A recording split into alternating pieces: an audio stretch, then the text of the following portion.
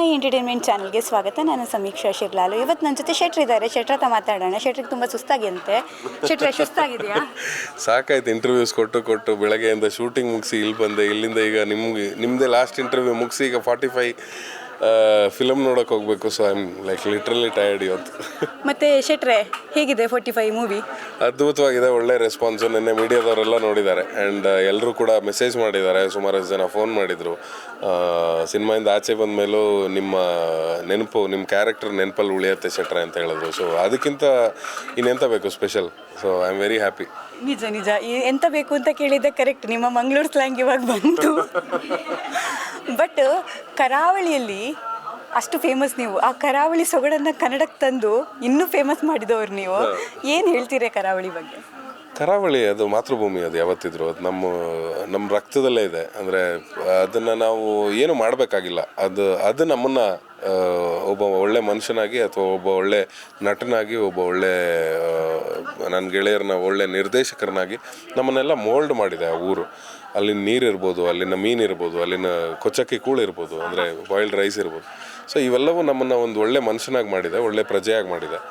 So ಅದನ್ನು what we can contribute back ಅಂತ ನೋಡಿದಾಗ ನಮ್ಮ ಹತ್ರ ಇರೋ ಶಕ್ತಿ ಏನಿದೆ ಅದು ಸಿನಿಮಾ ಮಾಡೋದು. ಸೊ ಅದರ ಮೂಲಕ ನಮ್ಮ ಕರಾವಳಿಯ ಬದುಕು, ಭಾವನೆ ಹಾಗೂ ಅದನ್ನು ತಗೊಂಡು ಪ್ರಪಂಚದಾದ್ಯಂತ ಪ್ರಚಾರ ಮಾಡಬೇಕು ಅನ್ನೋ ಆಸೆ.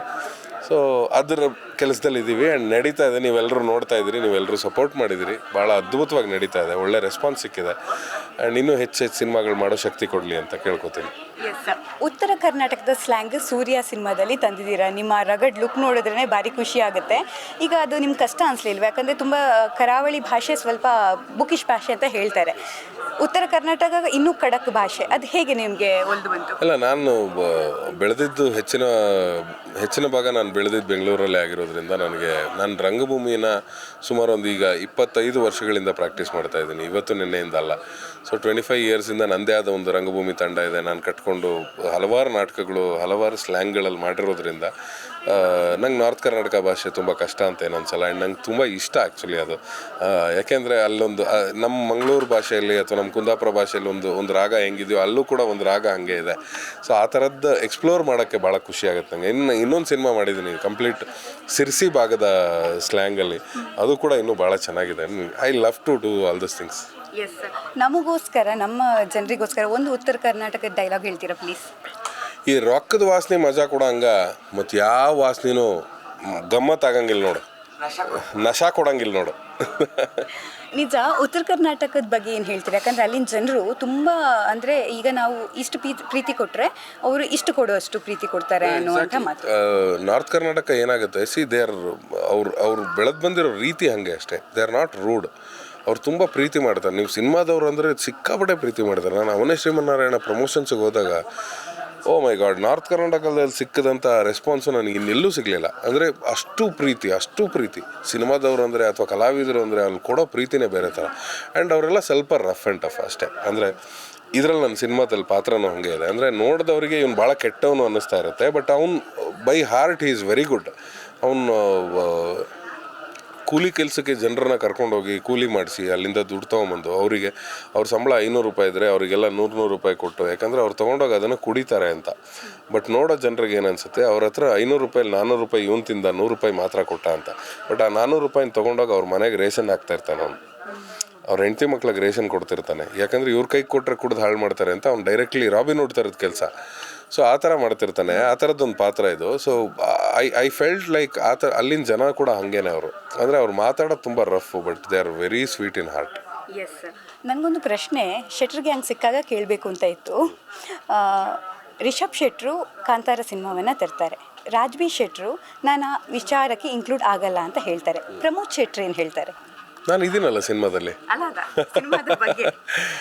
ಸಿ ನೋಡಿ, ನಂಬಿಕೆ ಅನ್ನೋದು ಅವ್ರವ್ರಿಗೆ ಬಿಟ್ಟಂಥದ್ದು. ಆ್ಯಂಡ್ ನಾವು ಫಸ್ಟಿಂದನೂ ಅಷ್ಟೇ, ನಾನಾಗಲಿ, ರಿಷಬ್ ಆಗಲಿ, ರಕ್ಷಿತ್ ಆಗಲಿ ಆ್ಯಂಡ್ ರಾಜ್ ಆಮೇಲೆ ಬಂದು ಇದ್ರ ಒಂದು ಮುಟ್ಟೆ ಕಥೆಯಿಂದ ನಮ್ಮ ಜೊತೆ ಸೇರಿದ್ಮೇಲಾಗಲಿ, ಫ್ರೆಂಡ್ಶಿಪ್ಪೇ ಬೇರೆ ಇಟ್ಟಿದ್ದೀವಿ, ಪ್ರೊಫೆಷನ್ನೇ ಬೇರೆ ಇಟ್ಟಿದ್ದೀವಿ. ಅದು ನಾನು ಎಕ್ಸಿಕ್ಯೂಟಿವ್ ಪ್ರೊಡ್ಯೂಸರ್ ಆಗಿದ್ದಾಗ ಆಗಿರ್ಬೋದು, ರಿಷಬ್ ಡೈರೆಕ್ಟರ್ ಆಗಿದ್ದಾಗ ಆಗಿರ್ಬೋದು, ರಕ್ಷಿತ್ ಆ್ಯಸ್ ಎನ್ ಆ್ಯಕ್ಟರ್ ಆಗಿದ್ದಾಗ, ಆ್ಯಕ್ಷನ್ ಕಟ್ ಹೇಳೋ ತನಕ ನಮ್ಮ ಜಗಳಗಳನ್ನು ನೀವು ನೋಡಿದ್ರೆ ಇದು ನಾಳೆಯಿಂದ ಇವರೊಬ್ರಿಗೊಬ್ರು ಸಿಗಲ್ಲ ಬೋಳಿ ಮಕ್ಕಳು ಅಂತಲೇ ಹೇಳೋದು ನೀವು. ಅಂದರೆ ಅಷ್ಟು ಕಿತ್ತಾಡ್ತೀವಿ ನಾವು. ಬಟ್ ಪ್ಯಾಕಪ್ ಅಂದಮೇಲೆ ನಮ್ಮ ಕೆಲಸ ಹೆಂಗಿರುತ್ತೆ ಅಂದರೆ ವಾಪಸ್ ಬ್ಯಾಕ್ ಟು ಫ್ರೆಂಡ್ಶಿಪ್. ಅವತ್ತಿನ ಕೆಲಸ ಮುಗೀತು ಅಂದರೆ ಅದು ಫ್ರೆಂಡ್ಶಿಪ್ಪಲ್ಲಿ ಕೆಲಸ ಬರಲ್ಲ, ಕೆಲಸದಲ್ಲಿ ಫ್ರೆಂಡ್ಶಿಪ್ ಬರಲ್ಲ. ಸೊ ಹಾಗೆ ರಾಜ್ಗೆ ಆ ಸಿನಿಮಾದಲ್ಲಿ ಮೀನ್ಸ್ ಕಾಂತಾರ 1ರಲ್ಲಿ ಯಾರ್ಯಾರೋ ಒಂದಿಷ್ಟು ಜನ ಮಾಡಿದ್ದ ಕಮೆಂಟಿಗೆ ನಾನು ಹಿಂದೆ ಉಳಿಬೇಕು ಅಂತ ಅವನಿಗೆ ಅನಿಸಿದೆ. ಅವನು ಉಳ್ಕೊಂಡಿದ್ದಾನೆ, ಅದಕ್ಕೆ ನಾವು ರೆಸ್ಪೆಕ್ಟ್ ಮಾಡಿದ್ದೀವಿ.